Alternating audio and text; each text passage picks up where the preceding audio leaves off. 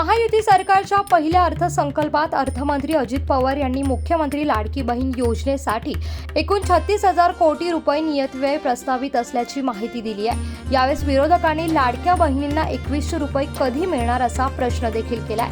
त्यावर अजित पवार यांनी म्हटलंय की लाडक्या बहिणींसाठी टेक कंपनी मायक्रोसॉफ्ट सोबत राज्य सरकार करार करणार आहे। या कंपनीच्या माध्यमातून हजारो महिलांना कृत्रिम बुद्धिमत्तेचे म्हणजेच AI प्रशिक्षण देण्यात येणार आहे।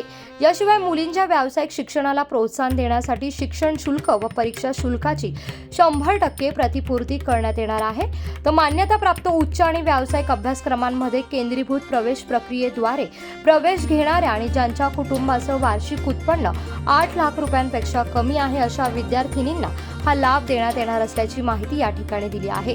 तर लाडकी बहीण योजनेबाबत बोलताना अजित पवार यांनी म्हटलंय, मुख्यमंत्री माझी लाडकी बहीण योजनेअंतर्गत सुमारे 2,53,00,000 लाभार्थी महिलांना जुलै 2024 पासून आर्थिक लाभ देण्यात येत आहे।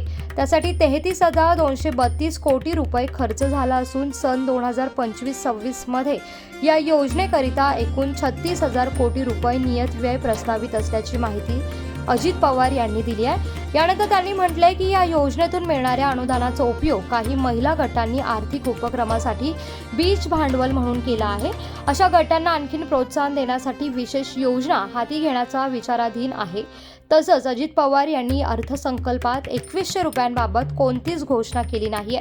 त्यामुळे आता लाडक्या बहिणींना यावर्षी 1500 रुपयेच मिळणार असल्याचं स्पष्ट होत आहे। कोकणासह परिसरातील ताज्या घडामोडींसाठी सागर डिजिटलला सबस्क्राईब करा आणि नोटिफिकेशनसाठी बेल आयकॉनवर प्रेस करा।